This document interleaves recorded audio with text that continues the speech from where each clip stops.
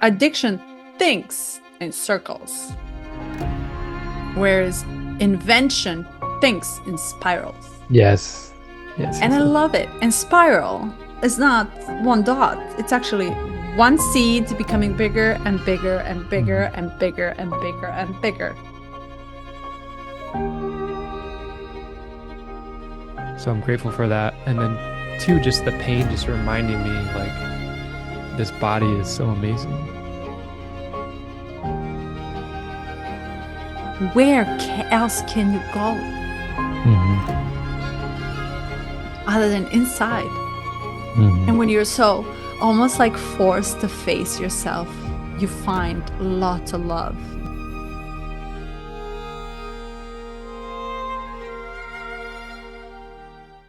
On top of it.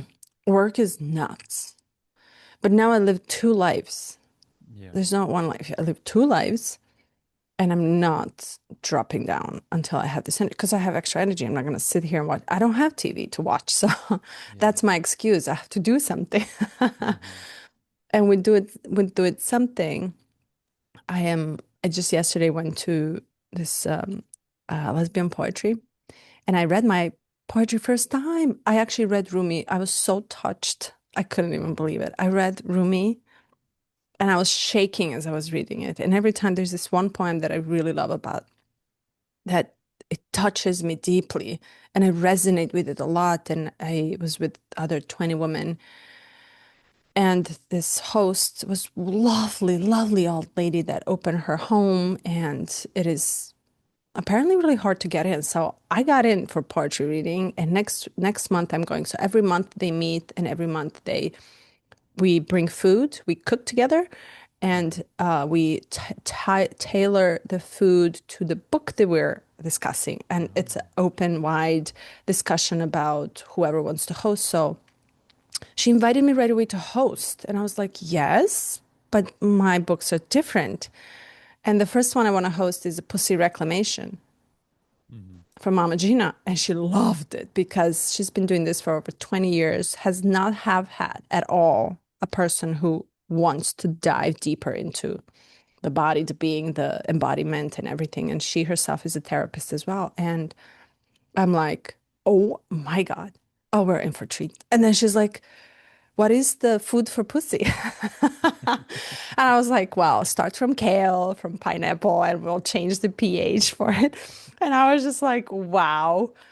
And yeah, it's very interesting to me how when I show up to that part of life, things just open up and yeah, if I choose to show up more, choose meaning I actually have to do something to exit to go.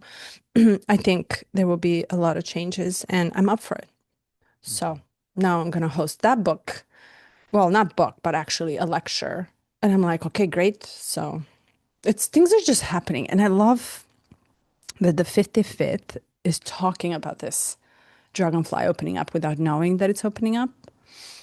So I can see and observe this like movement inside just yesterday for a couple of hours because I sat in the corner where the round table was just like oval. So I was at the edge. I was able to see every single person. And I just observed how much of that is moving inside of them. And Hmm. I also observed that not everybody can push through it, right? So I don't know. It's very interesting to me. Yeah. Well, it's almost like regardless of your initial reaction, it's gonna occur to you one way or another. Yeah, which is so cool Hmm. because it's a surprise box. It's like Hmm. Christmas every day. Hmm. Oh, I didn't know I'm gonna get this. Hmm. And some Yeah. presents you won't like socks, so because you have Exactly. plenty.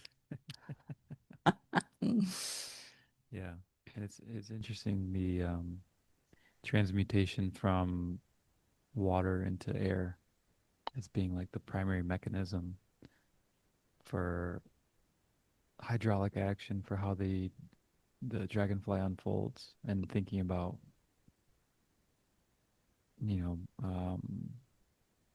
the astrology and the elements and from water, very emotionally rich, emotionally vast, and then water can also be heavy. Hmm. And to go to something like air, it's there's definitely for me right now a process of I'm in like this deep process of like shedding and letting go. And I know we're still in the year of the snake for another few weeks. So just letting go of more and more and more. Of what? Just like how do I say it? So I guess it's just getting in resonance with, which goes back to intimacy, but getting in resonance with what's true for me. And then it's a little bit of a, it's kind of a mind fuck too, because there's moments where I'm like realizing in hindsight that that I was not aware at the time of what was true for me. I was just kind of like functioning, just mechanistic, spinning the wheels, just going about my day. Um, and then there's now like clear separation between this is the path I'm going down, and I can't veer back and forth between two paths anymore. It's like too separate, it's too painful. Mm. And so now I'm like claiming this path. So to make it practical, because this sounds very vague. Um, Carly and I have been in partnership with business for since we've been together, and we've tried different things, and mostly it's just been her as the face and as the front, and then we've had moments where um, we separate that, and then we go back into it, and we separate. And recently, we had a season of like really working together hard on something, and I just kept having resistance. And then the way that the we're under a mentorship in the business, and the way that some of that was being communicated, and my ability to like move on to the next steps or like do 10 things at once was stifled. And it was like, we're only doing this. Once Mm. you do this, then you can do this. And I just found my sense of freedom in that to be lost, and what I actually enjoy with typically what I enjoy with business and with creating things. And it's like I want to taste different things. I want to know that I can go to the end. I don't want to be limited. I don't want to feel like I'm limited, rather. Hmm. And coming Valid. to truth with that. And then there's a piece too of like now I'm seeing, I told Carly like I want the partnership with you to be the intimate the intimate one. And I feel like Mm. the business one is taking away from that. Like we have hidden resentments that show up when we're in business together. And I think that's true for most couples. Um, but it's certainly true for myself. And that's part of the hindsight looking back and being like, wow, we've always kind of had this piece between us, which is like, well, you're not doing this, you're not doing this. And it happens with parenting, it happens with taking care of the house. Like it's just a natural occurrence. But to me, this is very optional now. And I see this as a clear separation. And I was like, Carly, I want you, I want the intimacy, I want to ravish you, I want to be in love with you. And Mm. to me now, the business is taking away from that. So I'm Mm. choosing, yeah, the personal relationship. And so it's shedding layers of, roles and responsibilities. And um, yeah, yeah. And to add to that, Melissa commented on the last Mm. talk and said, Richard put out his last video and he talked about the illusion of choice. Mm. And I was just listening to that before we got on. Hmm. And yeah, just the, in understanding or in releasing this idea that we have control over what occurs and over how our lives go. And this illusion of we have some choice in the matter, or we can stop it, or we can slow it down, or we can speed it up, or we can attain it. but it's really just the universe or the whole acting as a fractal energy, and that's my role. And contemplating that, I'm like, it really comes back to silence, slowing down, being present, just allowing things to move and shift. And yeah, it's an interesting place to be. There's not a whole lot to Mhm. say about it. But yet you have history to see your pattern, that it's now becoming more clear. Yeah. And I think that's the beauty. We really don't know. You know how he mentions here, it's like emotion is no longer just mine. It is the wave of collective. And you're going to be swiped by this wave that comes in emotional state. So it's no longer I, it's now we. The same with the energy too. It's like if this whole now or a present moment is one fractal and it's happening all at once for everybody, everyone and everything, boom, we're actually part of the movement, whether we Yeah. like it or not. So, and then it brings the question of what is then left for me to do, Right. to feel and to be aware of what is happening. And I think the moment we become aware, there is a glimpse of clarity. And that clarity brings steadiness. Okay, well, I know this is me. I can't change who Yeah. I am. I'm irrevocable. Hmm.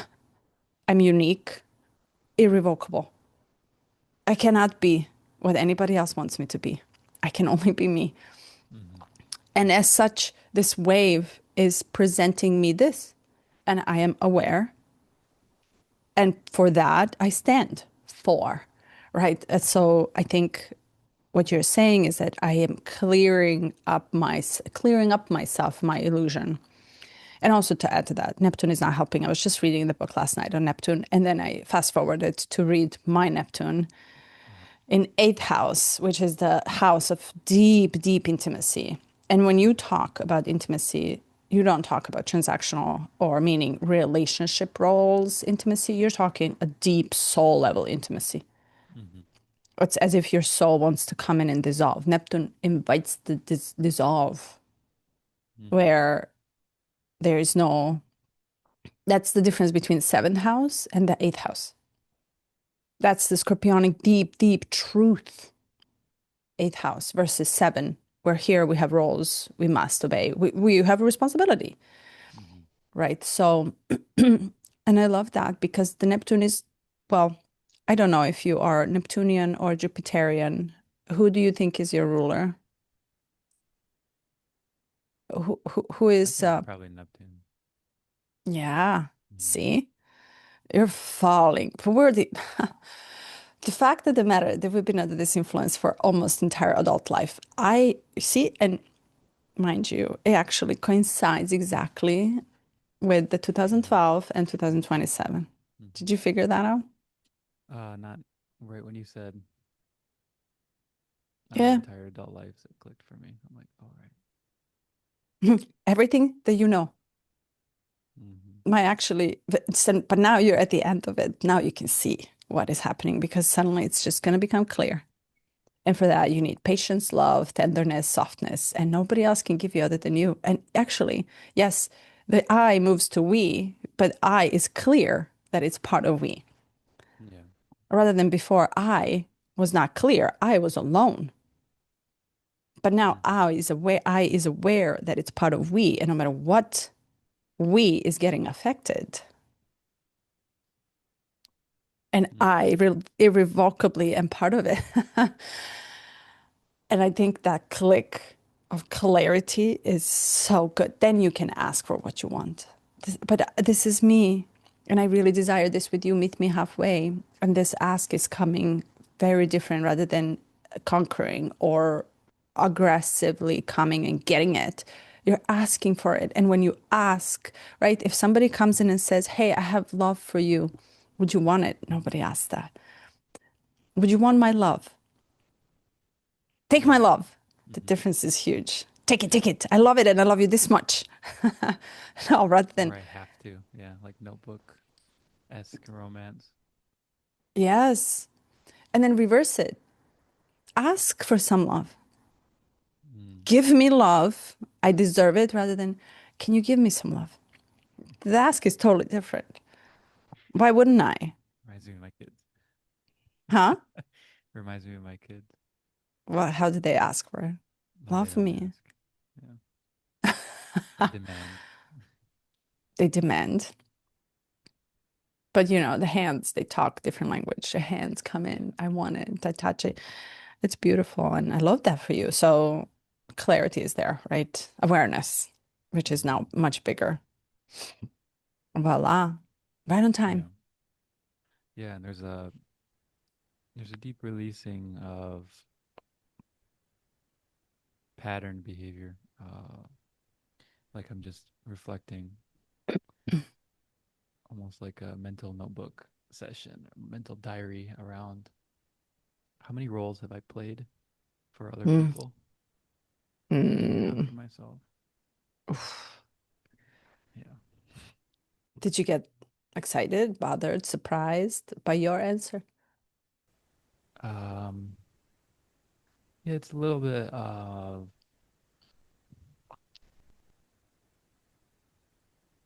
it's yeah, to be honest with you, it's deeply painful because I don't have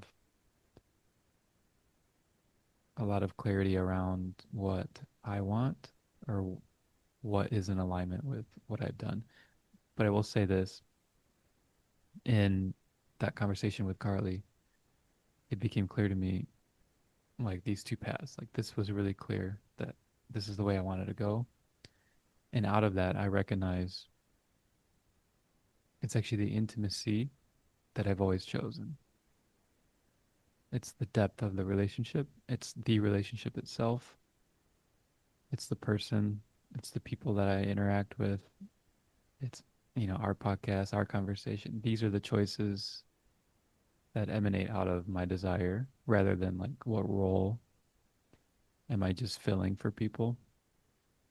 So in that sense, um, it brings me back to presence of like, well, if the future is changing so much that the traditional roles are going to be not necessary anyways, then why wouldn't I just lean more into that? Mm. I don't know if Where that did makes you read it's not going to be necessary? Where does it say? Yeah, what I'm reflecting on is more of like, Yeah, I think they're evolving. They can't be removed. They're just very much evolving. They're asked to evolve, right? Because it's easy to stop the old. What's hard is to create the new.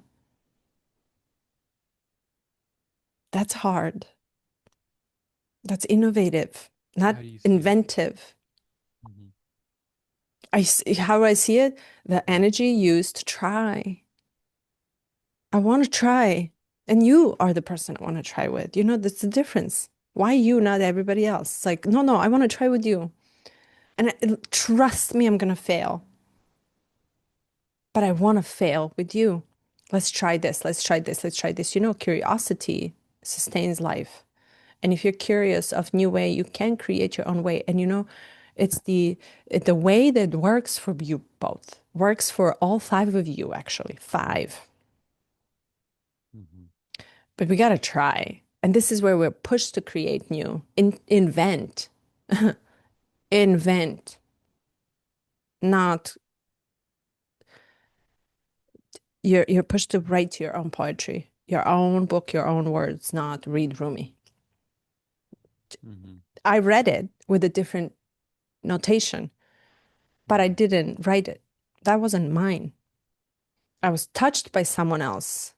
But now I'm asked to create new, invent, invent. What does it mean? Does it mean to sit every Friday and hold hands together so we can exchange? Does it actually, let me ask you this, because but I think both of you, I look at your charts and both of you have this capacity to expand so much into energetic telepathic field. Shall I just call it that way, right? So I can touch and love you differently. Your love has the capacity by just having so much water. Forget about MC, forget about the Capricorn, forget about it. Mm-hmm. It is asking you to expand on the way that you love and try new ways of loving. Your love for 3 children is not the same. And plus, it's not the same every day. It Yeah. changes. This is exactly what it is. Mm-hmm. That's your fit to fit, you know. Nobody's Mm-hmm. going to show us. And that's the best part. It's like nobody's going to show us, but you have to inch for an inch to be curious about how else it can be. Let's try. Yeah. It's interesting. I was reflecting yesterday. We're watching a little 1.5 year old boy. The Um, cutest. So cute. He's like, helping. I love it. Yeah, we're helping out a mama. She's working. She's a single mom, and she's working this festival. And we're like, yeah, we'll watch him because typically the Oh, boys someone are. else. I Yeah, thought it yeah. was yours. Yeah. No, our youngest is 2.5, but yeah, typically they play well together, and it's usually pretty simple. Um, but yesterday we were here at the house, and Carly was building a tree fort for the kids, and it was a fun time. But it was also, he was missing his mama, and Mm. so I'm like helping out. I usually have a kid or 2 kids or 3 kids most of the day, and I could feel this inner voice of judgment show up or critique and start to like feel like this complaining energy. And then I was just like, what is this? Why am I like, what's this complaining energy from? And I just looked at Carly and I was like, the complaint was like, why did Carly agree to 15 hour or 12 hours of babysitting? Like, because now I'm having to help out. It's just, you start running this, this race of the mind. And I took a different approach and I looked at her and I'm like, she's creating what I've said I wanted to create. And she's Mhm. doing it whenever it shows up instead of waiting for the perfect time. And that being that creation that I have always dreamed of and that she's dreamed of is a community that supports each other. Mm. And we often wait for evidence with our eyes to see it, to then step into it and be like, oh yeah, I'll show up. But you don't get the invitation then because you're not you have nothing to contribute. You're just like an outside piece. But in this moment, it's like this. I'm like really appreciative and seeing how much Carly can love, like how Mm. deeply she can love and how freely she gives it out. Because this single mama, she's not even sure if she's staying on the island. Um, there's just a lot of questions about where she's going and what she's doing. So in my mind, I'm like, well, you're not invested here. It's not like I start to create the Mm. list and then compare it. And Carly's just like, sure, yeah, we'll watch them. And I just Mm. I just see how much she loves and how freely she loves and how open she is to that. And I'm like, well, that's what separates. It's like in the moment there's presence. She's present with the need. She's present with creating that future, and she's not even thinking about the future. She's just offering her gifts and her abilities. But you see what happened? You gave the same thing a different meaning and it changed the whole thing. The same Mm-hmm. word has a different description or a different perspective that you're looking angle.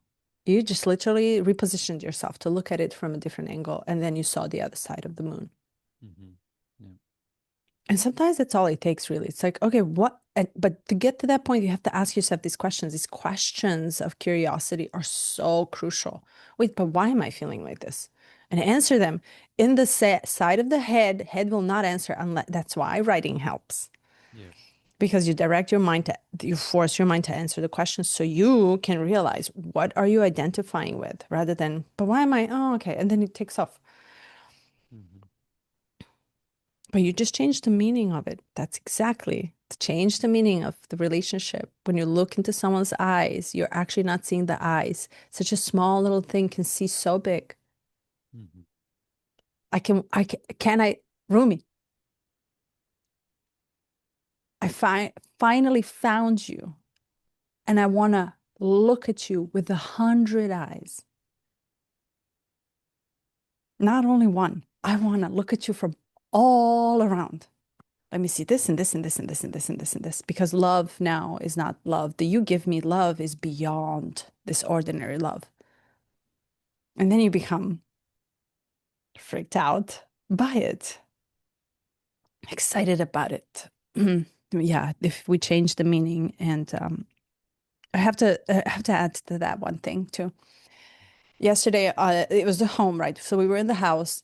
So you have to organize. There's so much food. There's desserts. There's water. There's drinks everywhere, right? So it's like a chaos. The kitchen is a bomb. That was just, and 20 women. You would think it will be clean, spotless. Yeah, no, because you have time. You're like literally on time. And I left. I was the last one because she's 70 years old woman, and she lives alone. And while everybody was kissing and smushing and saying goodbye and see you next time, the house was left Oh. in a chaos. And I was like, Miss Heidi, do you need help? And I brought my stuff because I brought the salad and I brought all my ingredients. And then I bring them back and I look at it and I was like, this woman now needs to clean all of this. I can't. It's like, I cannot.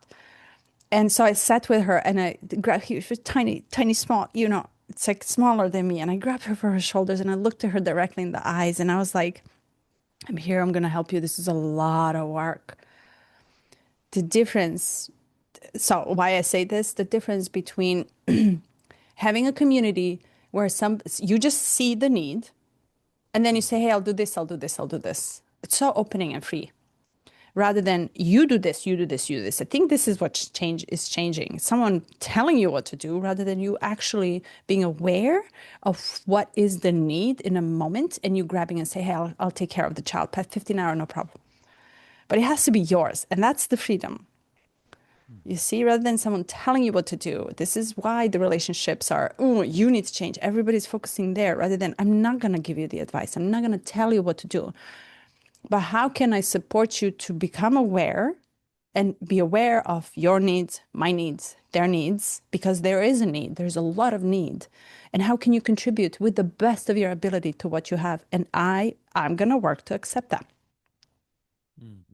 That's the difference. And I think that's beautiful because I'm like, not everybody's aware that they left a mess to the old lady who it's a lot of energy. I came home tired. I went to bed at 7, literally, because it's a lot of energy to hold. And we read the poetry that was personal. We touched the grief. We touched a lot of energies in it.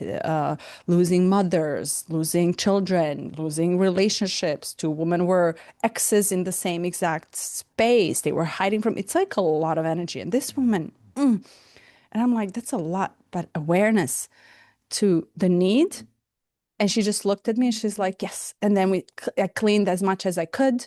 And then she's like, okay, my home, I'm just going to turn on Alexa, some classical music, and then I'm going to chill. And I'm good. Thank you. And I was like, okay, good. But it's awareness. How can I help? Rather than tell me what I need to do. That I think that's leaving us. Tell me. No, you're going to help. Mm-hmm. Or, often the old energy emanates out of boiling resentment within. So, like, Mm. if you're cleaning, it's the 4th month in a row that you're the only one that stays after and cleans, and then you start to create this narrative, right? Like, how come no one else sees it? Victim. And how can I make them see it? Yeah. Yeah. Yeah. So easy to victimize ourselves, right? So, but you're not, but you see, and why would you do that then? Because you're doing it for others rather than doing it for yourself. You have a freedom to choose what you want for yourself. Right. Everybody now needs to just learn how to accept each other. Mm-hmm. And that to me, I think 2027, Yeah. I was reading this and I was like, happy for humanity, Mm-hmm. for humans, finally. I don't want to change you. Yeah. And part of the freedom too, it's like, okay, if you get to month number 4 and you feel this resentment inside, it's like, it's not your job to make everyone aware of the needs of the situation and your needs. It's really your job to become aware of your needs and then to meet your needs however you Yeah. can. So it's like, oh, I'm being overworked. this is too much for me. I can't handle it. I made this gesture to be to be polite and helpful, and now it feels like commitment, and I feel stuck. And then it's just like you voice that, you work with it, and maybe too, like just voicing it, you start to feel better, but you still want to help. I don't know, but yeah, Mm, like you said, it's shifting from. I think the big shift is going to be from an outlook to an inlook. I hope mm. we return back to what's true for us, and then we can share what's true and see what blossoms out of that. But Yeah. But can I remind you something? And I'm going to ask you, did sure. your definition of freedom change from last year? How you define it? Because you seeked this last year as well, 2 years ago. I want freedom. It was very different. Oh, I I d hear you saying. Yeah. Did it change? Did it evolve?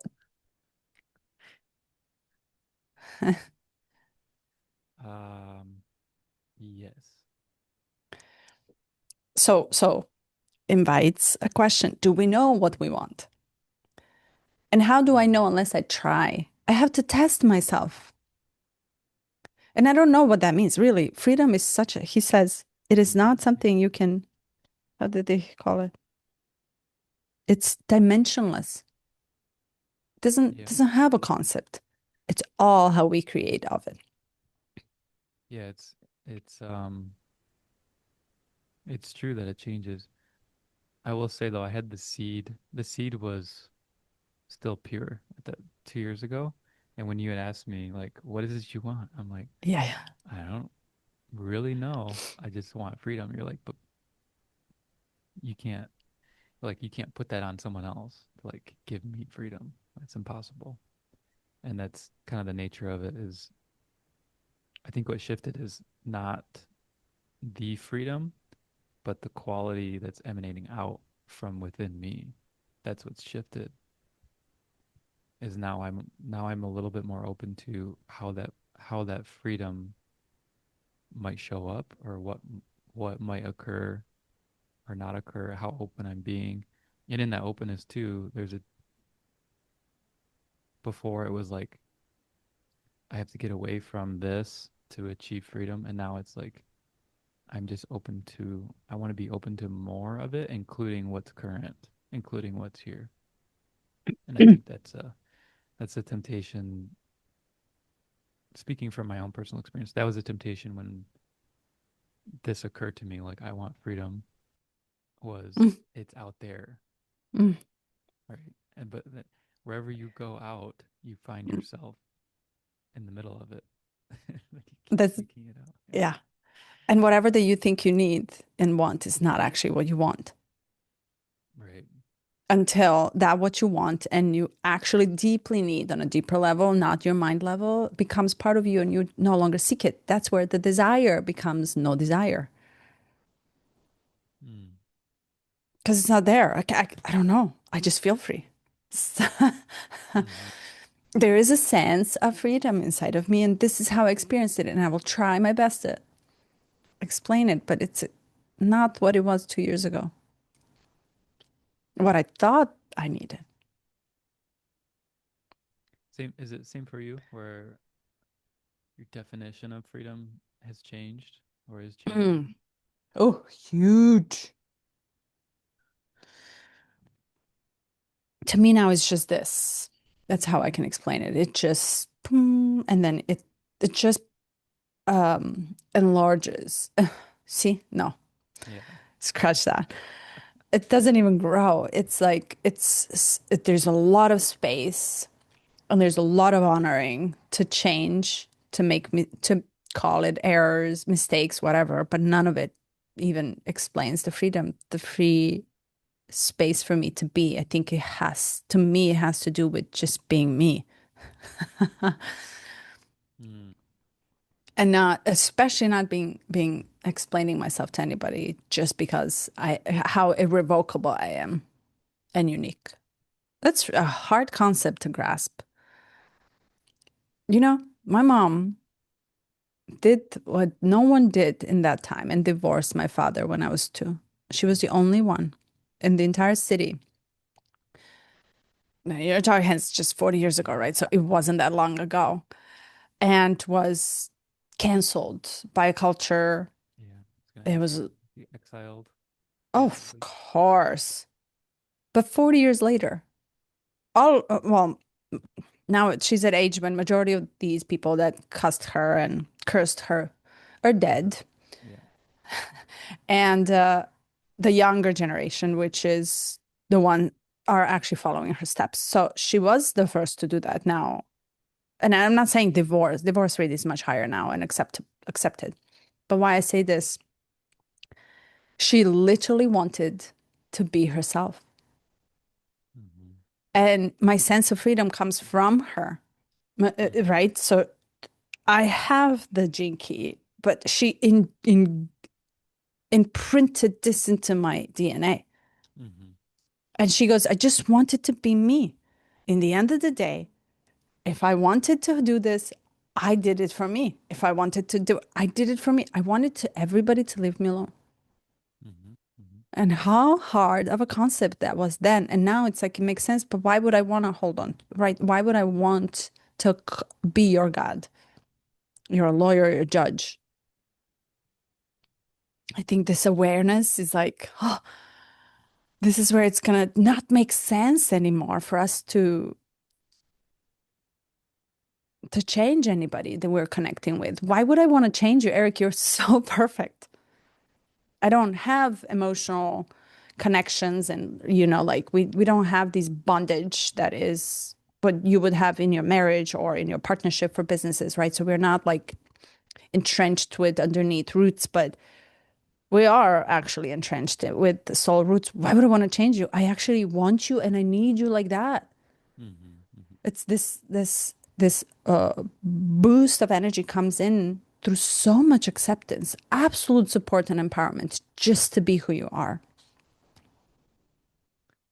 Yeah. Hard concepts to apply when you have role, but I think not. I also don't think it's not impossible. It's possible. You just have to have a willingness and effort and energy to put it for that person together, hold hands. Hmm. Yeah. It's possible. And I yeah, and refuse. Yeah. Go ahead. Sorry.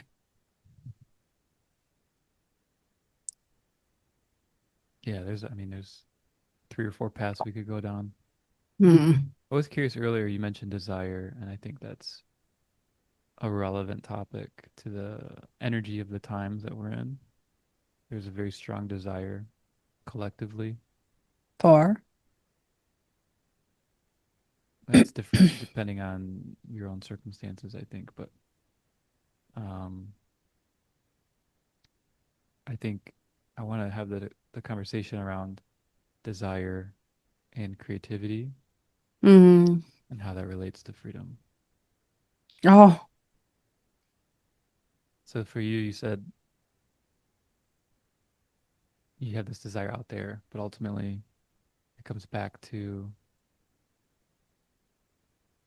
this creative energy that you have. And in creating, the desire kind of transmutes itself. Mm-hmm. Yeah. I'll give you the perfect example.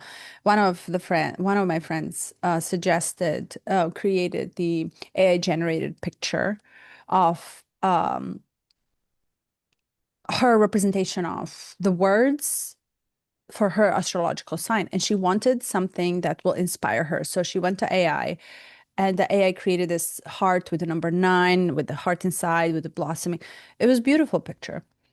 And I was like, well, what did you want to get out of this? Was my question. And she goes, I just wanted to, I only said, just toss the words, toss it in a pan. And she goes, freedom, uniqueness, a light, openness, and la la la la la. And I was like, and creativity, which she goes, I'm struggling with a lot. And then said, and she's Leo, a big Leo. I love that. She's my favorite Leo. Leo. So good, full of creativity. Sun, they're ruled by sun. Life force, force, force. There's a lot of force in it. Without it, we won't be alive, right? And I was like, well, Here's another perspective. Take 9 flowers, create a crown, add all the colors that you want, put them on your head, look yourself into the mirror, wear the crown, and see how you feel.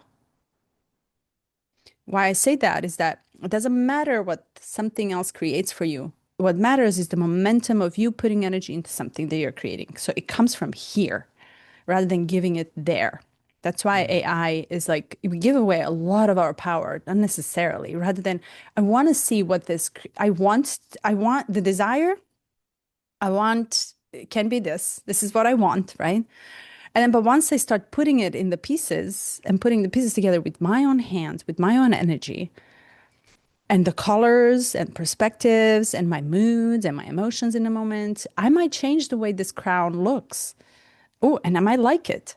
And then I stare at myself and I'm actually engaging with this energy for myself. So when momentum happens and it comes out of us, what we think we want is almost what often what does not turn out to be.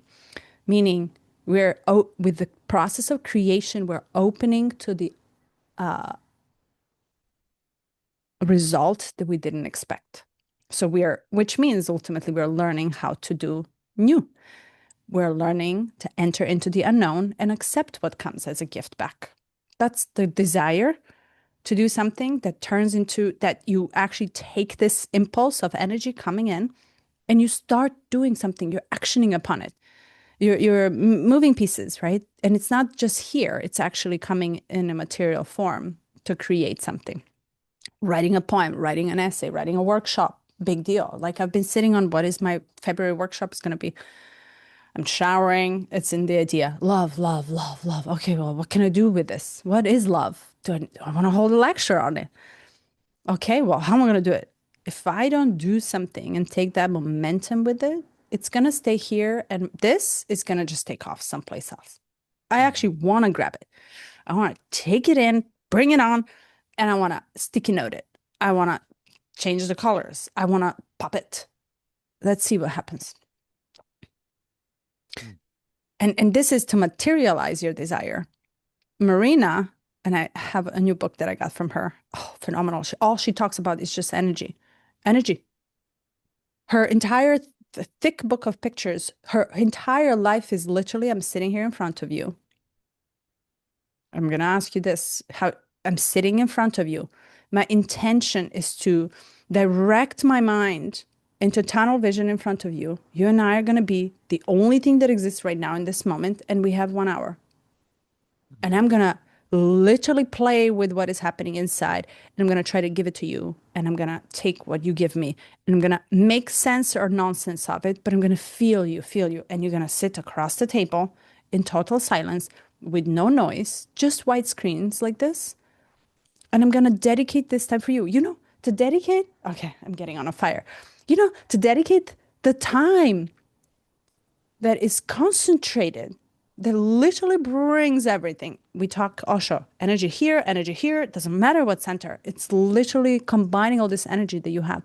And the power to give this energy to one person, so much, like that's rich. You should be honored. You see how meaning of it changes? I'm honored to sit here with you every Sunday and discuss this. You know, I was like, this morning, I was so excited about it. It's an honor to have your attention. Change the meaning of it. Time we lose, don't have it. The energy is concentrated as per our power and capacity to give it. The choice is to give it to who you choose to give it. And now I'm hot because I'm like burning with desire and the desire to exchange and evolve into this, which is, I don't know what it is, but it's present. And all these, I checked all the boxes of, okay, well, I'm doing something with this. I have the power to gift it to you. You and I are the only thing in my life right now. That's it. That's an honor, sir. Honor. Yeah, absolutely agree and reflect it back to you. Yes. Yeah. So Yeah, how do you translate this into intimacy? Another question, how do you translate this into relationship? That's a freedom, exchange with no change, exchange with no change. Yeah.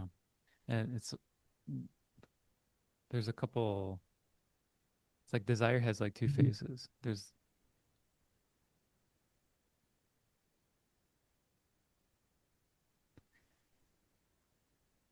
maybe, I don't know where that thought came from. That was really weird. Say it. You materialize it. Bring it on. Well, I said desire has two faces. There's one face which is positive, and there's one that's negative. I guess the positive one would be to be in presence or to be in presence or resonance. It's energy and vibration. The other would be to change or shift to elicit something that you think you want or think you need. So one desire has the ability to be open still, and one has a very closed idea of how it should be. Oh, yes, I agree. One is opening, Mm-hmm. welcoming. The other one is this is mine. So, can you differentiate which one operates when within for you? Well, my guess with anything that's dual in nature, like for talking about the dualistic reality that we exist in, light and dark. So there's light on my hand, there's dark on the other side, and then there's a, what would you call it? A spectrum in between where it shifts. Mhm. There's not truly like this is true and this is not, or this is light and this is dark. So you're always carrying somewhere in that spectrum, or you're existing, widening within the entire spectrum itself. It's just a matter of being aware of where you feel the energy, Mhm. and then deciding like, oh, this is a closed off. My mind is getting involved. I'm closing it down. I'm saying it has to be this way, and I'm too stuck over here. Can I open back up to the entire reality while still holding, not shaming this part that might want a certain thing to happen. It's just like just allowing that to be there because it's emanating from a real place. Like this is a real experience. Even the covet, the lust, the greed, you know, it, like you said, it goes back to radical self acceptance, which will emanate out and reflect out into larger acceptance. Yeah, the lust, the greed, desire, pleasure, whatever that it is. This is our primal need, Mm-hmm. but it's not all that there is. And I think to shame it or judge it is doing us no favor. Mm-hmm. Meaning to accept it and build on it, expand from it, Mm-hmm. work with it. I think that's where our awareness is now. Oh, but this is also me. You remember? I'm jealous. Oh, I am jealous. Oh my God, I'm jealous. Wait a minute. Hello. Right? There is the part of our biological need to there, but there's also a part of carnal part of us. There's Right. also an ability to do the monstrum in us, right? So, but we cannot, we are literally, but look backwards. We're literally living all this time without even wanting to touch the other side, which is in the shadow. But now Right. look at this wave in the last few years of people working and facing their fears and shadows actively,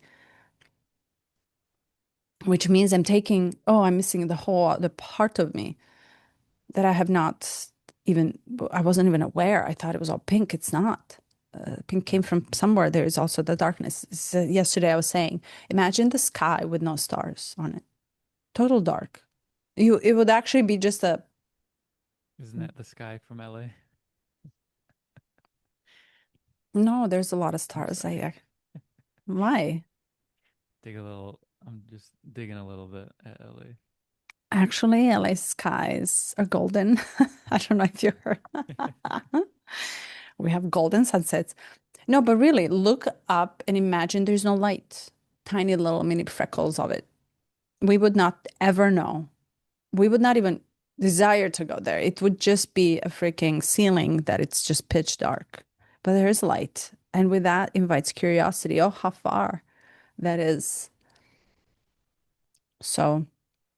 But now we're paying attention to the darkness, not only to the light, right? So that's the difference. But there's a wave of our conscious awakening, or yes, growing awareness that we also are the darkness inside as well, and ability to hold it. Mm. Yeah, and there's an interesting, I think you're hinting at it. There's an interesting reflection in the realm of physics that's Mm. beginning to open up, and it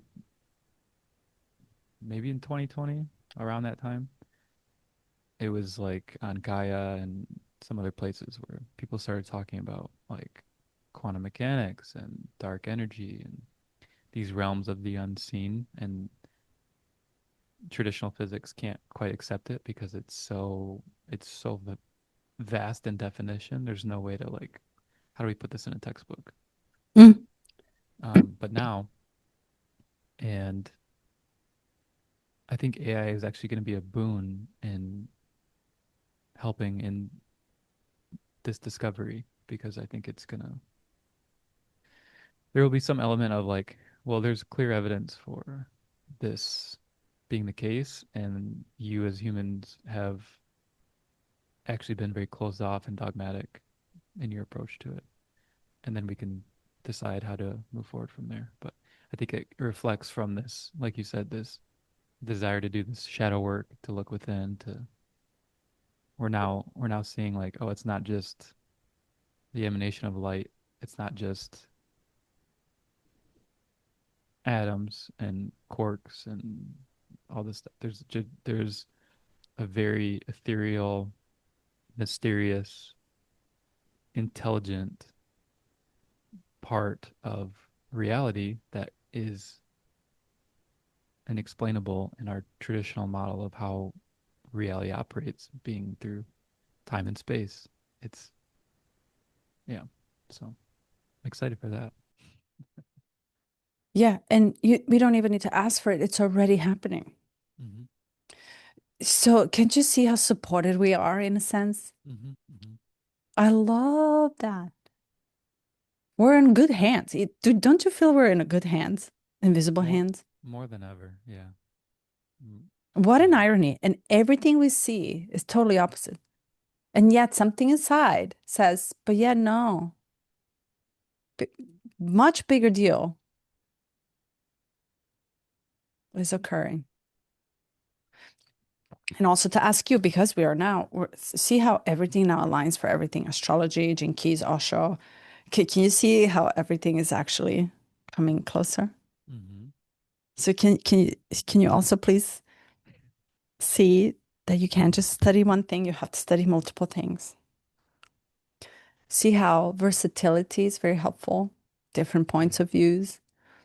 And I'm not saying you directly, I'm saying I cannot just study one book. It has to be multitudes. Yeah. Because first I can, second I can put it all together. The third, it all makes sense. It's all talking about the same thing, closer and closer. I think the shadow for versatility is indifference, if I'm not mistaken. It's 37. 37. It's my life work. It is indifference. Mm-hmm. Yeah. When you just don't care. Oh, is it? Oh no. 43? Or 16. oh yeah, it's my purpose. I knew My, it was my something. EQ. Ooh, Indifference, versatility. it's a sign of Gemini. Oh. Yes, sir. Yeah, you and Jace have similar profiles.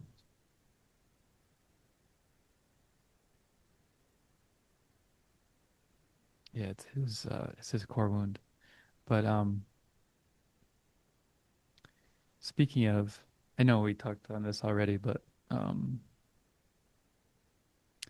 there's an unfolding reckoning of meaning, and I think we're entering the meaning crisis. Oh, good one. Say more. Um Mm-hmm. well, there's been like undulation into what does it mean that what does it mean that AI is developing? Hmm. Okay, it's going to take these jobs. Okay, it's only going to take white collar jobs. And then they develop robots. It's like, okay, it's also going to take blue collar jobs. Okay, but we'll always have a role in managing. And then it's like, it's going to, it's explosion, really. And it's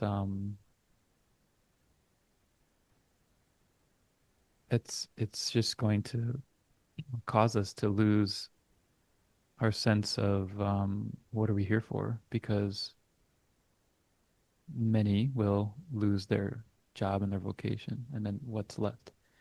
And it's a gift, and it's dual-sided. It's a gift and a curse because for those that are not used to this time and space and energy of looking at themselves and becoming aware of their desires and what's emanating out, and like really, if you think about, not everybody hates their job, but a lot of people do hate their jobs. And that creates this victim consciousness, which enables behavior and enables um, not being kind to your neighbor. It enables you to be petty and rude. It enables you to feel sad and sorry. It enables, like, it's creating more of this. And then now with space and consciousness and the opportunity to look at it, all of that is going to boil up to the surface because there's nowhere to put it. Hmm. Because you no longer have this. I mean, I guess it could shift. Like the enemy could become AI. Like, oh, it took my job and I'm mad at it, and or I'm still mad at the government, or I'm still mad at this corporation, or I'm still mad at this rich person. Of course, victimization will probably persist. It'll just shift and change. But no greater tool, I think, is going to occur alongside this convergence in our awakening than time. I think we're going to have more time than we've ever had before. Um, The meaning, oh, where was I going for it? the meaning. The meaning crisis. Yeah. So it's like, what is what is my purpose? What is my meaning? What do I like? Okay, I had a role. People told me what to do, or I showed up, I clocked in, or even like having your own business. I think a lot of the online business space, while it was an emanation, it was useful. It expanded the economy. A lot of people were helped through like online coaching as an example. Um, I think I think there's going to be a pretty large shift in how that operates too. And I think what you touched on is this is what we have for manifesting desire. This is what we have to use for connecting. Hmm. And then this is what we have here, our attention and our presence.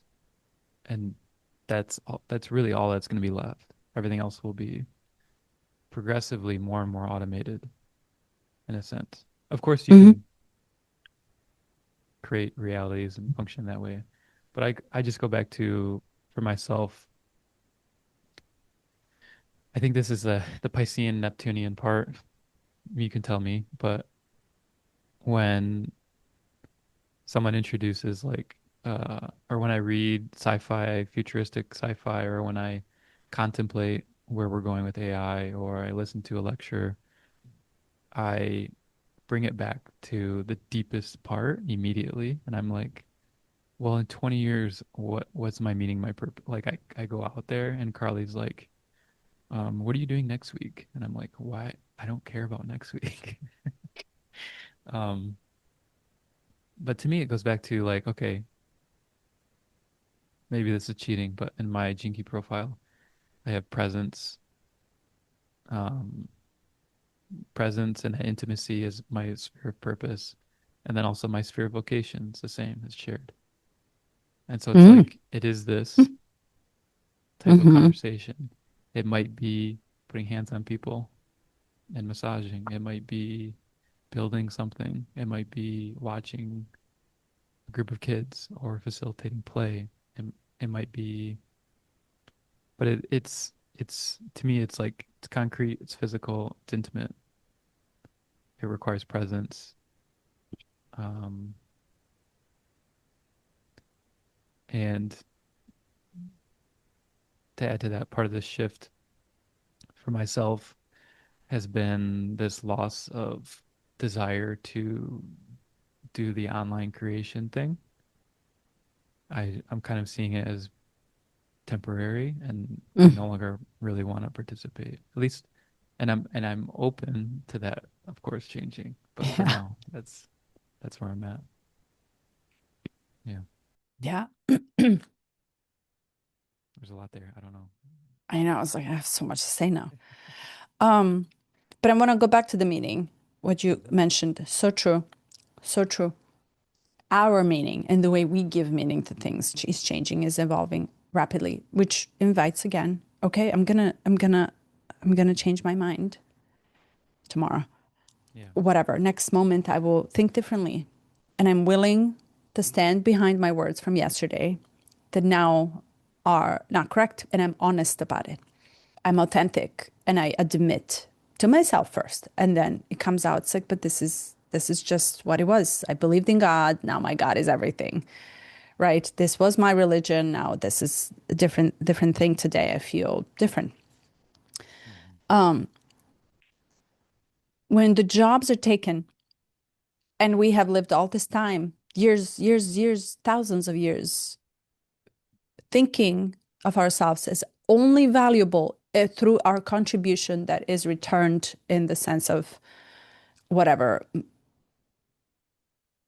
concept of monetary pay, right? So it's like whatever, it's like give me 10 shells back in the Yeah. day, but tit for tat, and all that is gone.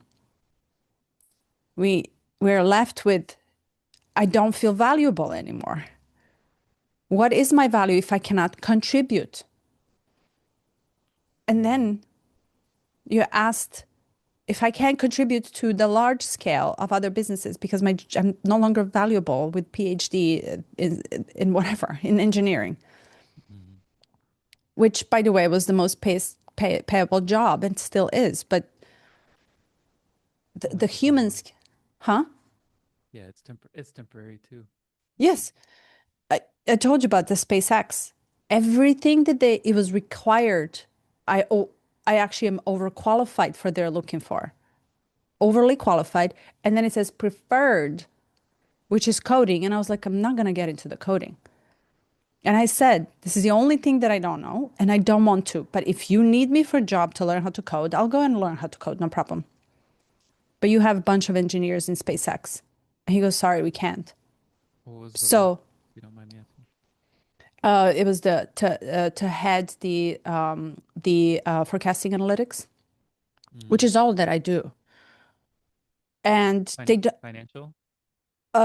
no, it's a workforce related Oh, okay. to hire fire people technically Yeah, to yeah. figure out supply and demand for whatever that they're looking for here in Hotter. Of course, you're involved with people still. People, yes.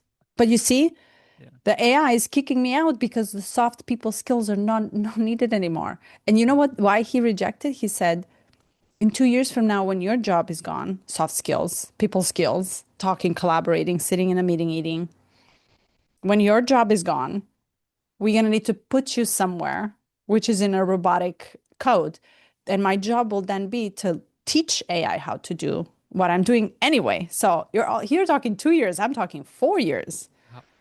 How, when was this? If you don't mind me asking. 2 months ago. 2 months ago? Yes. And they're assuming that you're going to be coding in 2 years? I think, No, they want me to learn the code, to know the code. Mind you, this is preferred skill now. yeah. And I said, I want you to understand you're rejecting the whole, and you're going to find someone Yeah. who doesn't know how to do what you need to do. I'm right here. Actually, I'm Mhm. the best candidate you can ever find. I'm literally telling him this honestly. And if you only reject me for the technical skill that it's now preferred, I think you're going to lose. And of course, he rejected for the technicality. He was honest. He worked at TikTok before. So, it's like, Yeah. it's funny. But Yeah. you Well, see, it's bizarre too because the idea yes, that you'll I think if it's like 2 years, your soft skills aren't going to be needed. You're going to be coding. It's like by that point, you're not going to be coding.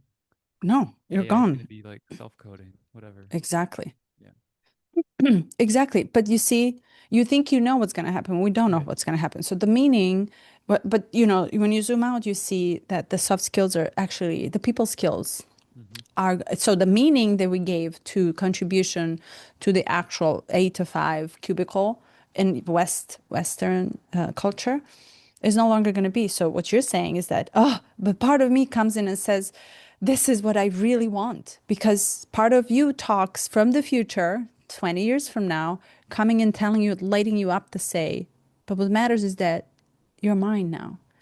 I right now feel here, present. I am here. I'm not there.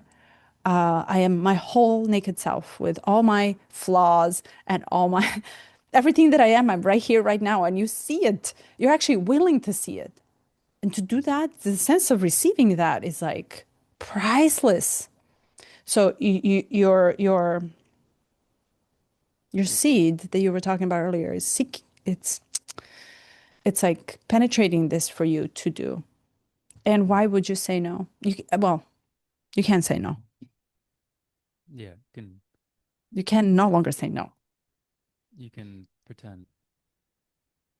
You can pretend it's like it's like a kid in the corner with a sheet over its head. It's like you can't see me. Right. It's like But you know, you are the one that sleeps with it every night and wakes up with it. yeah. And I love that this, you know, in a transcendental, I read this in transcendental, transpersonal development book. It says the spirit as a force comes in literally and knocks you from your forehead. And he describes it very nicely. Comes in through you and it's unstoppable force. And when it wants Mm-hmm. to do it, it will do it. And there's nothing you can do about it. That's where it's like, well, we're taken care of. We're being taken care of. And our job is not to learn the coding and to obey to someone else what someone else tells us we need to be because they don't find me valuable. Mm-hmm. I'm Right. more valuable than you're aware of the value. Yeah. I'm so valuable and you don't see that. And what can I do? What is mine to do to convince you that I'm valuable? You'll never see value in me. Yeah. But of course, it's perfect that you Of didn't do it. course. Yeah. I loved Because it. yeah, it would have been really fun though. I mean, I've been following SpaceX from the beginning. I'm fascinated by what they're doing in space travel and all that. But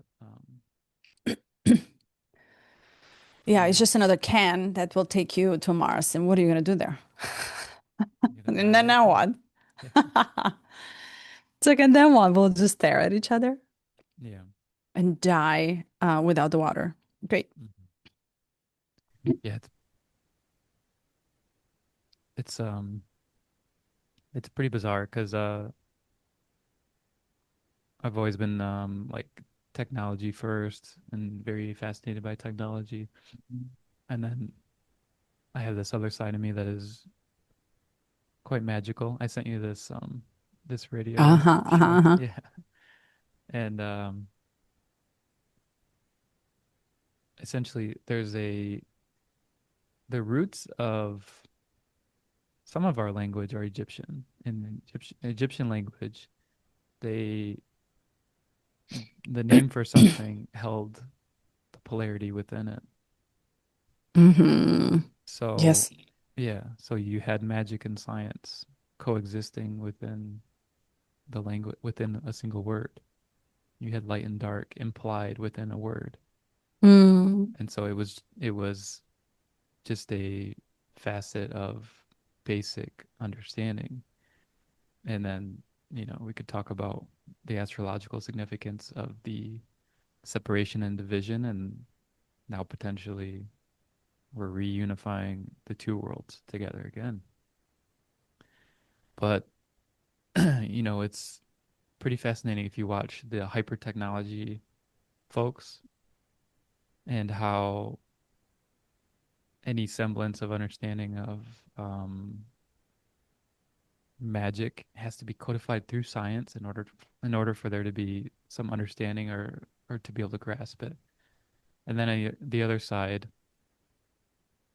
I think it seems like there's a temptation to reject technology because it changes or blocks or prevents, and I'm using magic loosely. What I mean is like our intuitive abilities or premonition or um Mm-hmm. yeah, telekinesis or even like touch and transmitting force or energy. I mean, there's like the list is long and endless and probably expanding as we speak. Um, all that to say, there's division between the two, and it feels to me that these worlds are coming together and they will coexist, and there will be some desire to again rebel and reject and have a revolution against. Typically, it's the it's like the ones that don't have will try to revolt against the ones that do have. But our concept of who has and who doesn't is actually changing. So typically in the past it's who has resources and that's who's in control, and then anyone that's under that is the victim. But of course, through this gene key, that energy is changing. It's evolving, and then our consciousness and our awareness is evolving. And all of a sudden, we're going to be the ones who have are going to be the ones who have access to meaning, Mm-hmm. right? And then the Yes. ones who don't have will be like, well, we thought all this material abundance and all this access to resources and all this advancement in science and our comforts, our luxury would grant us some sense of meaning. It's become purposeless because it's ever expanding. Like imagine in 10 years the exponential nature of AI and robotics, and then we come to a point of like, okay, we have everything, but then it's still it's forever exponential. It doesn't stop at that point. And so very quickly there's this, what does it mean to be human? It's just Mm. going to show up, and it's going to Yep. emanate from this core wound that we have, that we share. So Which is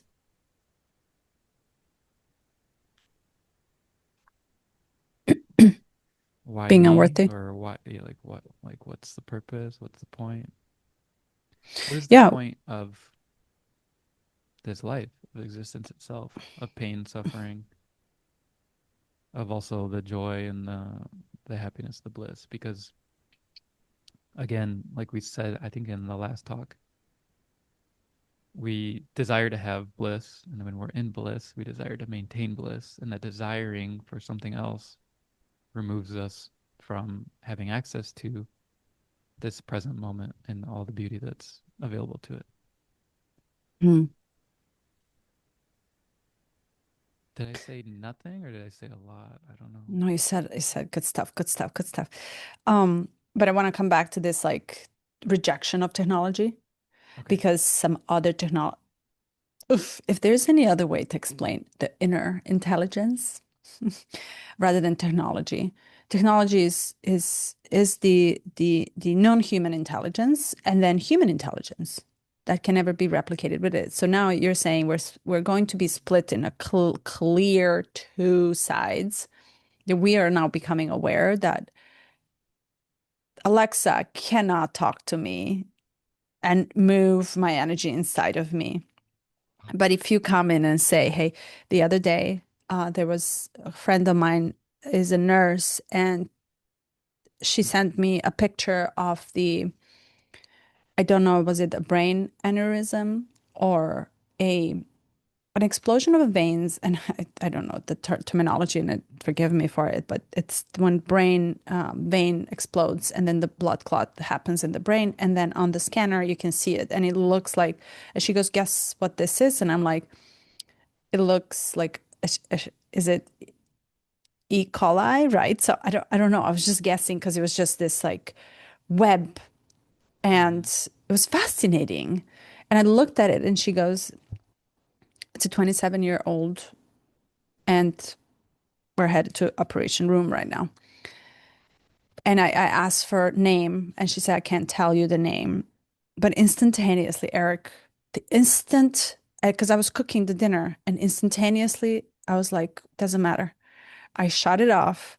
I sat at the table and I put my hands on my lap, and then I felt the heat on my face, my hands on my face, and then I felt the heat, and then I closed off and I just zoomed into the picture, which was part of her brain, and zoomed and touched. And I don't know what I did. I honestly don't know what I did, but I had this urge, an impulse. We call that the desire. We're always asking for something, but it's actually a natural urge. It's an impulse for it. Something is moving you, something is moving inside of you. And then I zoomed into this picture and I just said, I don't know, did I send love? I was talking to it. I was doing what came naturally. And then I caught myself. It's like, this is weird. I don't know what I'm doing. I don't even know if this is, I was like, okay. So I snapped out of it real fast. But the fact of the matter is that my hands got hot.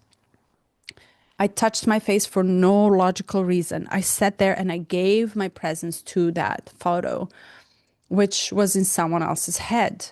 And then I had this whole vision of doctors moving and operating. And it was just so wild. And it happened in a second. And then I just texted her and I said, thank you. And then she replies, I know you're sending us good energy.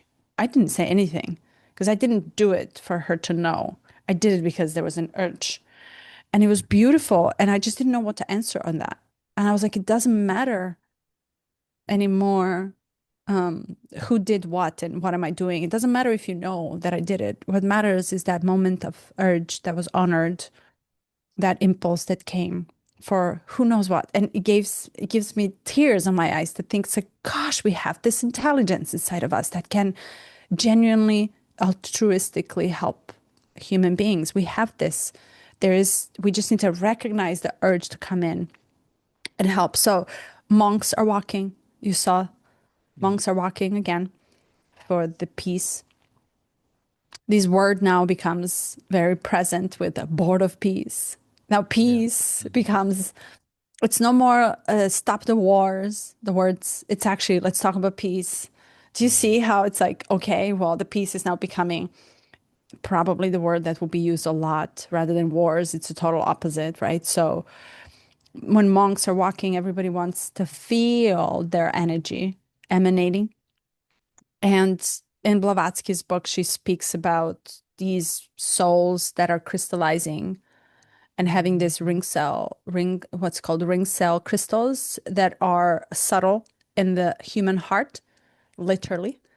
And there are a lot of monks in the past and saints and gurus and sages that have, after cremation, left the crystals actually as an emanation of the material, where divine comes in, enters, and materializes itself in the form. Mm-hmm. So the monks are walking again, and the last time they walked was also before the in this like times when we had this pressure point of not knowing. And I was surprised, and we talked about this yesterday on the class as well. It's like I was surprised that there's an initiative for peace in the form of human beings that are just genuinely walking, literally pulling people in, just so that way they can sense this peace inside of them, intelligence inside, rather than AI. So that clarity between, oh my God, I can feel you. I can feel peace through you. I can I can experience something inside of me because of you. You're helping me, and I don't know how to explain this. That's a huge intelligence. And what if I can, let's build from there. Let's then create a fairy tale or story and imagination starting from that point, rather than what can AI do for us? Because I really, honestly, genuinely don't have time even to think about it anymore because I'm so busy with this. Can I enter into your body, become that cell of your brain that just exploded? And can I talk to it directly? Can I do that for you? Mm-hmm. Yeah. We will be, I am almost certain, if we end up not asking for salt and becomes translucent, what makes me then borderline different from you? If my body, per 55th Jinki, you can then see through. I become air. I'm actually what you are. I can enter into your space. There's no a physical boundary that will stop me for it. And to do that, I can't enter as evil force. I have to enter as a benefic force. Yeah, right. And that's touching something deep. And you said it with Mare on the podcast that you did with her, which was astrology has no room for creepy energy or creeps. Hmm. And it's You true. It's cannot be a creep and do yeah, astrology. Yeah, I yeah. love it. Yeah, and there's parallels in other religious, like semi-religious or like even the occult. Um like Mm. Gnostic, Rosicrucian. There's a sense of like purification that has to happen, purification of your vessel and your mind before you gain access to power and energy and the ability to manipulate power and energy because it's not until you can show up and it's like what is benefic and benevolent like those are just labels and really it's something far deeper which is um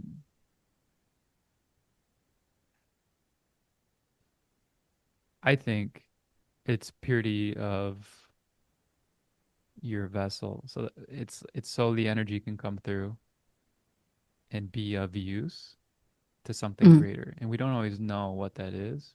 And sometimes how it shows up for us feels awkward or weird. And sometimes it can be like you could have this urge to say something to someone that seems rude or might be offensive, but it's like they need that shift and that's coming through you in that moment. Like I've seen this with Carly.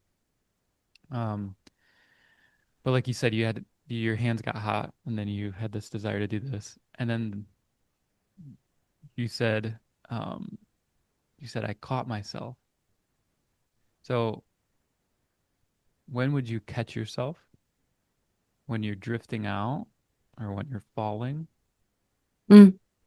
Like if you step out of the spaceship when you're in space, you're like, "Oh no, I'm drifting away from solidity. I'm drifting away from what I know." And then you have this sense of like this is weird or if someone saw me right now, you come up with a name or a face, and then you have that place of self-judgment. But ultimately, like, it's it's not weird if it's working, but we question it because not everyone understands what's happening. We can't quantify it. It can't be measured, at least right now. And that's when we get into that place of paralysis around our gifts. And it's like really to be totally open in that moment um, and you gained a seed. You gained the seed of awareness of like, okay, well now when you go into it next, if it occurs again, you might stay a millisecond longer, and that's enough, Totally. right? And you're growing into that gift, and that part of that purity of your vessel, because that impure thought is actually it's not the traditional lust, greed, these things, the sins. It's actually the self judgment that's impure. There's no place for it in a perfect universe, Hmm. right? Oof. So yeah, we are being held. We are totally Mm. being supported. The evidence is clear. And when you start paying attention to the signs show up more profoundly and in more obvious ways. And then there's a play happening in the mind of can I also accept this or am I gonna say it's just coincidence? Am I gonna say you know, I don't know what's happening biologically. Maybe because I turned the stove on, my hands got hot. We start to excuse it away when there's so much within us that is magic, that is pure. And do you want to say anything on that? I have another point. Yeah, I just want to ask you. So you said we are being supported by the universe. Mm-hmm. 2 years ago, you said you don't feel supported by the universe. Yeah. 2 years ago, I was aware that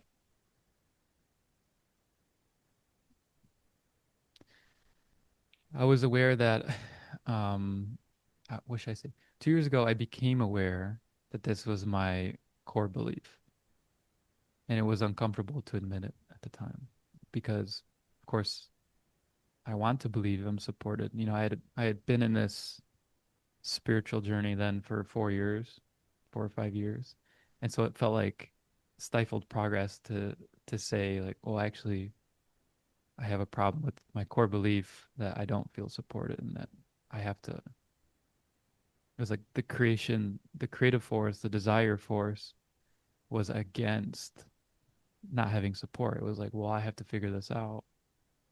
And I saw that gap, and then, yeah, that's where I was. So you're right. And it feels different now. Yeah, and it's like, you know, it's not perfect it's not like straight, I shouldn't say it's not perfect. It's not a straight line into this awareness that I am supported. It's like some days it's very clear and it's showing up, and then other days I get into doubt, or even in the same day or even in the same moment, I'll have to just go back between it. Um, but it's so simple to return back to this truth. And like you said, it goes back to this presence. It's like if I'm honored to be in your presence every Sunday morning in this one-on-one space, how does that exist for me and my relationship with myself? And so when I say I caught myself, Mm. I'm gonna take a second to think about or to feel into what's happening when I catch myself? Which self do I want to catch? Who wants to be the catcher? And maybe there's some expansion in just that awareness. A note, just because I remember, well, I have a gift of I remember a lot of things in the past, and often these like key questions, key statements, and I'm able to go back and compare the difference between it. So I just wanted to point out, I think that was beautiful because now you actually, when you speak of universe, you speak as a space that has your back. There's a sense of you coming out. And if I asked you 2 years ago how you're going to get here, you would probably not know. But then you got here. And I think this is, wow. Like all I did, I just actually showed up for it. And I don't know what happened, but it did this for me. So I thank it. And meaning there's a clear connection being established, especially because a lot of these points now make sense to you. So the head is there also to make ensure, and I know I have a lot of against the head, but it's there. So it's not like I can just chop my head and not be. But the head needs a different meaning, different story, different background, different narration, and it will loosen up its grip because we need to then give it different perspective and feed it all of this so you can chill for a second. Right. So Yeah. that changed, the narrative changed. Okay. Yeah. And there's like, yeah, to just double down on what you said there. Like the head is, for those of us that are stuck in our mind, it is great to chop off the head and experience what it feels like to be fully embodied or to be somewhere else. But in an integrated journey, like eventually we come back to this is all participating in the magic. Like the Hmm. thought comes in, we don't know where the thought comes in, but and exploring the space in our brain, it looks a lot like the space that's out in the stars. The Mm. way the neurons fire looks a lot like the circuit board. Like there's just and there's so that's there's two sides here. There's technology and then there's Mm. magic. And we tend to we tend to want to make it dual in nature because then we can place ourselves and feel a sense of positional awareness and where we're at, where we're going. Are we on the right path? Are we on the wrong path? Um, and I think in this new dawning freedom within 55. I think, and again, who knows how it plays out, but I think there's just an opening that occurs. So,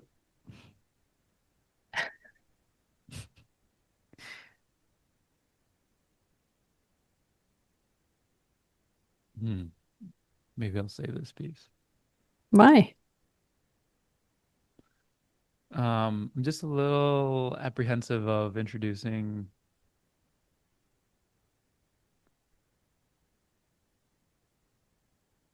Yeah, yeah, you're right. I have to introduce it. What I don't want to happen is for me to bring something up and then for it to be, mm,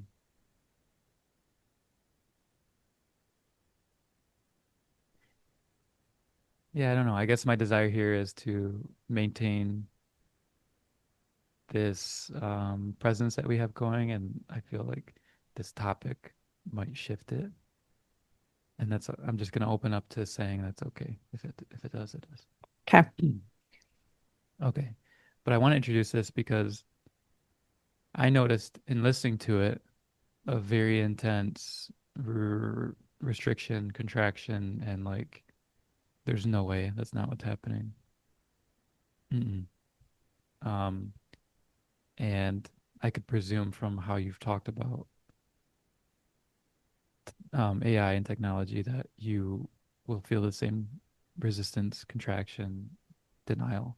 No way, it's not happening. So there was an interview with Ray Kurzweil. Do you know? Okay, I don't know what you'd call him really. I don't know like his full background, but he's a writer ultimately, and he wrote a book in 2002, maybe around that time, and he predicted it's called singularity, Mm, and he predicted the singularity would happen 2029, mm, and it's this the transhuman humans and technology will eventually converge, and he predicted AI and so he made like 33 concrete predictions, and 29 of them, only four were wrong. 29 of them have come true within like pretty close timing. So he has either a very keen sense of progress of human capability in terms of developing technology, or a deep intuition, or an inspirational gift, or a blending of the two.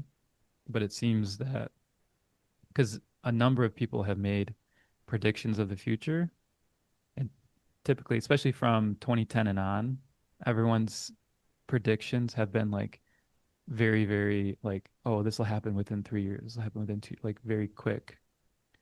And he laid this out over a 25-year timescape, and it seems to be playing out. But anyways, to the point, he was interviewed just recently, I think 2 weeks ago, and it wasn't really the question, it was just how he presented it. His belief and his prediction is that there will be um, an emergence of felt sense of humanness within AI that will be undeniable, and that we will begin, it'll just occur. And then I don't know how he sees this playing out. And I think this is where the resistance shows up for me. But he says within 10 years, we will be indistinguishable from the technology, meaning it'll just be a part of us, much like we use our phones on a daily basis. And that opens this doorway to, so one, I feel resistance because like we've talked about this. Like we're not going that way. I'm not putting anything in my body. I'm not participating in it. I'm I'm actively choosing a different path because I feel that that would diminish the qualities of who I am that I enjoy the most. For me, it's like this magic, this connection, this unexplainable part that happens in intimate connection, whether that's just having conversation or meeting someone for the first time or yeah, whatever. Do you want to say anything real quick? This might be interesting to have you. Oh, I can say real quick, but I have some. Are you done with your? Yeah, go ahead. I wanna I wanna have you jump in and then go from there. Okay. I I'm just gonna add this thing, right? So the more we know, or the more I know about what I am, the more I'm aware of what I got inside of me, the more I might be not aware of what is also changing me. Saying, if the air changes its quality, my lungs are gonna adapt. Okay. If another virus comes in, COVID, for example, or which will come in and enters my body, my whole environment will change. I actually am not going to know. Mm-hmm. So if this thing in a form of artificial intelligence comes in and creates this felt sense, I might not even notice it. My point is, where is that? Where can I hold me with everything that I have? So I'm not rejecting something that it's already occurring and happening. But See, what if, this huh? is shocking to me because you're already there where I thought I had like built up this idea of how you would respond to this, Mhm. and but you're like already above and beyond. You're already open. You've already opened up the doorway to like It's already you happening, explained it beautifully of like right? the air changes, my lungs will adapt. Like that's such a beautiful way to put it. And I wish that you were available for that podcast to to add that piece. Oh, because we are afraid of this robot. It all literally it translates into robots and what we learned from movies and Yeah. the wars and drones and everything is so technological. That's all the only definition that we give it to and meaning. But in a Yeah. sense, like if Alexa comes in and helps many people Yeah. with saying, "Hey, I love you," and if that opens them up to a different sense, then I'm in for it. But really, I cannot control that. What really I can do is be aware of what I am gifted with. Like, I want to explore my gifts. I want to be able to telepathically talk to, because I cannot, if I close my eyes and think of the robot, or I can't, I don't want to send, I have a choice to send this to a human being Yeah. rather than the robots. Like, I think this is where it's going to become very clear on, but that's happening already. Like, there's nothing you can do about it. I'm here in my body, and the more I centered myself into it, the more I want to actually, I'm more curious about myself than I am about artificial intelligence and what it has to tell me. I'm curious about what can I come up with Yeah. Well, it's and so I and let actually it yeah, change. Yeah. yeah, this is beautiful. I actually think you and I are at the forefront of something emerging that's a new way of looking at this because I Yes. because even in the way even so your resistance really is more of like using the LLM to have like a therapist or feedback or like you're just kind of looking at it like stop externalizing what's available inside. And Yes. that's kind of the critical piece of your critique of it and not so it's actually the human nature, the human use of the tool that is where you're resisting like stop relying on this external thing to think for you like You're born with the uterus that creates another life. That thing is not. It needs bolts and, yeah right. So we're creative in nature. Well, what am I going to do is who cares what you have to say? I really actually don't give a shit about what you have yeah to tell me. I want to feel and I want to create out of my own body, intelligence, yeah these layers and dimensions. And I cannot. If AI translates Rumi, which by the way, Persian literature is translated only 10%, will I Hmm. be touched by that actually? I'm wondering, can that touch me? And if That's it that's doesn't, then a yeah, that's a meh. good framing because there's multiple translations of critical pieces of literature, Mm-hmm. and some of them, like I'll hear this in reading reviews, or I'll hear this from someone who recommends something like, you have to get this translation of the Tibetan Book of the Dead Mm. because it really touched me, and I'm like, okay, so there's four different ones, and they have a different energy, a different. Go ahead. Continue. I'm bursting. Yeah. So why would you listen? Right? So it comes down to, well, I'm guided to buy this book through this book through this. This is how I created my entire literature and my library. And then I bought someone, the book that I actually donated gladly was the book Introduction to Dalai Lama by a LinkedIn CEO whom I just listened when I wanted to launch the business back in the day. I had equal amount of business books, Yeah. Think Rich, Grow Rich type of Mm. Robert Kiyosaki.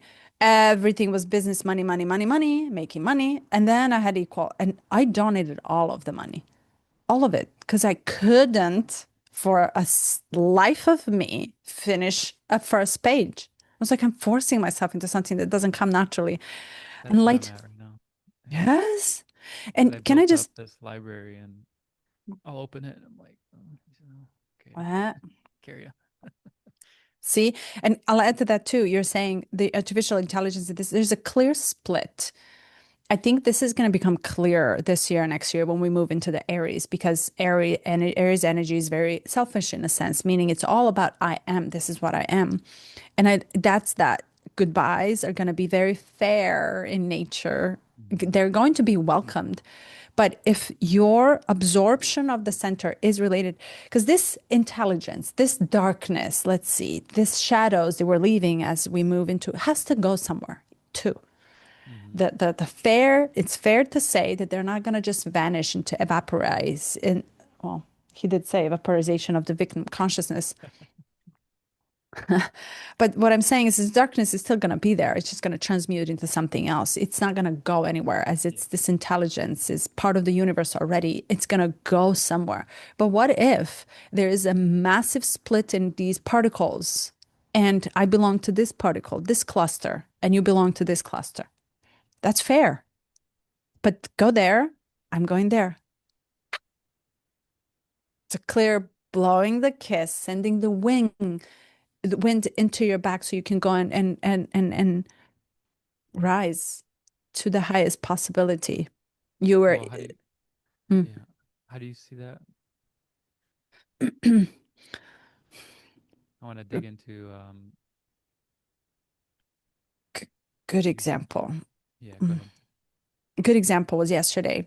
There was this beautiful poem that we read about the grief. And the poem was so touching by the woman who read it because she lost her mother. And at the same time, because she couldn't speak out. She couldn't speak out in public because she was shamed to speak. And her poetry is magnificent. Like it's so good that I was like, oh my God, you should narrate this poem and you should put it because I felt something inside of. But the poem actually talks from her standpoint about cutting off people that no longer support you. Mm. Cold, meaning, yeah, no, this friend, you're no longer my friend.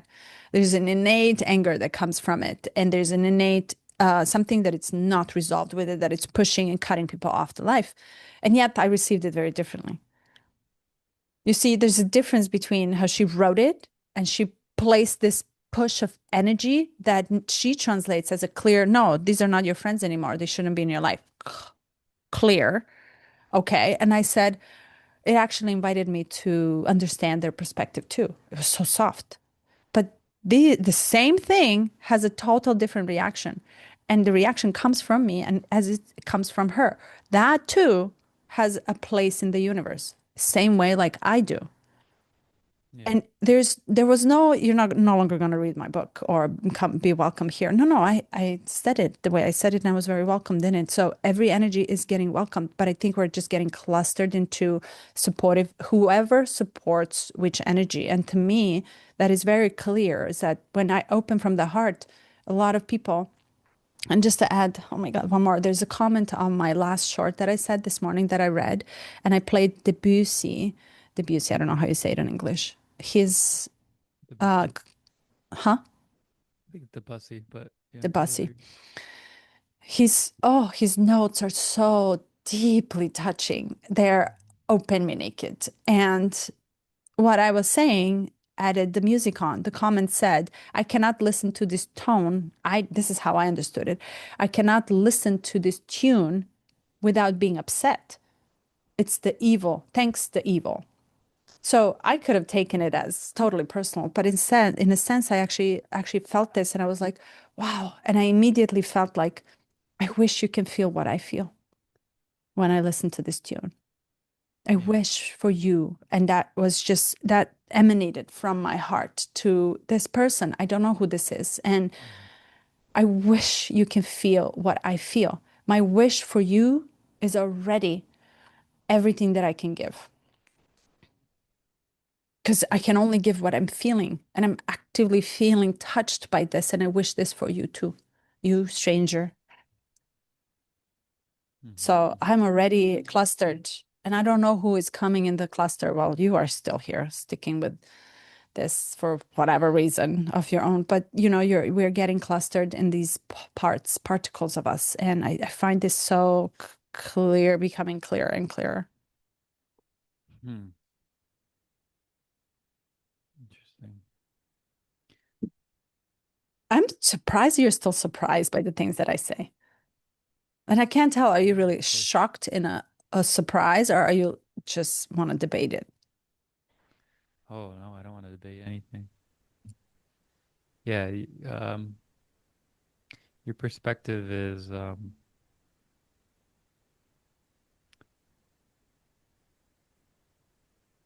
it over and over again it opens me up to something new, a new way of looking at things. And even today, like in my apprehension of how you'd respond, and I was like quite surprised with how you look at it. And I know that we're not from the same blood, and we're not from the same life experience, so we're gonna have quite a different view of how things come together. And yet there is a lot of similarities in our perspective, and this is proof too of, you know, unfortunately or fortunately, however you want to look at it, this is the desire I have with all of my social interactions, is to get to this level. And Oh, good luck. and I'm like, why can't I get to, I just want to jump in and be like, we're gonna Not, we're gonna look at your deepest fears and where you want to go with life, and then we're gonna look at the many layers that exist within it. That's where I want to be. But even yeah, there's surprises within you, and there's also like this resonance. I will say though, for whatever reason, and I'm not analyzing it, I'm just noticing, I don't like the idea of clustering, but I'm ooh, just leaving it. fair. Uh, uh, yeah, I know. Clicky. It turns to be, Yeah, it's clicky. Yeah. like I don't want to be a magnet tile or a Lego piece. Yeah, but imagine this. Like, aren't we in a galaxy already, a cluster? That's what I'm saying. Look how big the galaxy is. We can't even our own galaxy. It's like Yeah. and as a cluster, which is one of the things I want to take you on, observatory here in LA, if you were to visit, which you will once, who knows when, is actually to talk about astronomy and our cluster of galaxy, which blew my mind, which is constantly evolving. Actually, their presentation and show is always changing. And Hmm. you look up to this like dome, which is the TV, and you're literally in the galaxy flying on there. your seats are kind of laid down, so you're looking up there. It's really Mm. cool. But they're saying is that our cluster of our planets in our chunk of our universe is moving away from a majority of the clustered galaxies. Yes. Ours is. That to Yes. me is like, whoa. First, we don't know where we're going. Second, we're separated. We're actually actively proving separating from a majority of galaxies in the universe. That is massive. Hmm. Do Yeah. we separate to disappear? Who knows? Is there a chance? Sure. Yeah, there's a lot of unknown there. There's Oh a yeah. theory that because each galaxy has a black hole at center, Yes. and Which there's is all of a this to this. yeah, and the idea is that there's a loss of materiality, but a uh, transference of energy. Hmm. But then I think it was on Gaia. I don't remember. Maybe Matthias or maybe someone else. But there's this idea that they're actually portals to new worlds. So like even in Oh yeah. separateness, right? It's like and this has been in sci-fi too. Like you go through the black hole and then you're shot out of another into a new universe, a new galaxy. And So so, cool. it's like, well, let's look at if teleportation, telekinesis, and if you look at astral travel, like what that is. And like people have claimed experiences of being able to assimilate themselves into the Syrian star system and then Oh. visit other like instantaneously. So what is separation then? It's just an illusion. And that's really all our fear is, all the fear that emanates out of like, oh my God, we're like shooting at uh 10 million miles a second away from everyone else. Like it's like Hmm. isolation. Like of course it's scary, but really, and if you look at dark matter, dark energy, like we think there's nothing. We think it's empty. Of course, it's filled with something unexplainable. And that's the essence. There's a blending of this energetic feeling of support from the universe with this new physics, this new scientific lens. And how can we hold on to both? Because when we go into this world of magic, if my hands get hot, I'm sending you energy, or I can read your mind. Traditional society calls it psychosis, and they put us in the hospital for it. Mm-hmm. And burn us in steak. And burn, yeah, burn. But those times are long gone, my friend. Now I can do it without telling you I can do it. But are you a creep? Yeah, well, that's the thing Mm-hmm. is if you think about like what emanates out to burn someone for having a gift is the it's a what's offered is a reflection of this nature within that wants to be you want to reject and not accept this creepiness, this darkness. And this is the reason why a cult is a cult, because it reveals by its nature as you seek, it's revealed within you. And as part of that, what's revealed is both sides. And if you can handle both sides, then you can hold it, you can have the power and the energy. But if you cannot handle it, hold it, then there's a reaction or further repression. There's two options there. Um, and Mm. this will pair well with the meaning crisis because, yeah, we think darkness is outside of us, or we, But you see, yeah, yeah, go ahead. or we what? Then I gotta bounce. I have 2 minutes. Oh, yeah, or we self-condemn and judge and catastrophize. Yeah, yes. I'm just gonna add one more thing. I think I feel we're going to give a different meaning to darkness too. Yes. Entire time you were talking about the universe, and you and I just left the galaxy and left all the way at the edge somewhere there. And I had this, what if the dark hands are actually holding us all together? Yeah. Yeah. Yeah. What if the darkness, because we're inverting through black hole, we're actually inverting inside out. What if everything that we thought is actually not? With this Neptune in Aries, I'm hoping for some clarity, a direct clarity of what is the spirituality actually. What does it mean to dissolve? Why is the death so scary all the way up to this point? Neptune will bring this dissolve into the death process for rebirth, Dragonfly. Yeah. What if everything that is dark and we deem it as a shadow is actually Beauty. what is holding us all together? Shakti. Mm. Much love. Wow, this was good. Yeah. Till next one. Ciao. Right. See you next time. Ciao.